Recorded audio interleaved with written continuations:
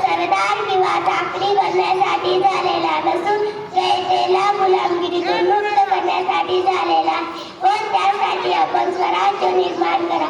जिजाऊंचे स्वप्न पूर्ण करण्यासाठी शिवाजी महाराजांनी अवघ्या 15व्या वर्षी रायरेश्वराच्या मंदिरात स्वराज्य स्थापनेची प्रतिज्ञा केली व तोरण किल्ला जिंकून स्वराज्याचे तोरण शिवरायांनी बांधले. छत्रपती शिवाजी महाराजांनी गरिबी आणि इच्छाशक्तीच्या जोरावर अनेक किल्ले जिंकले.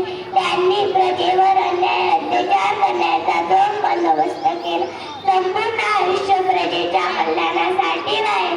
अशा थोर छत्रपती शिवाजी महाराजांना माझे सतत प्रणाम.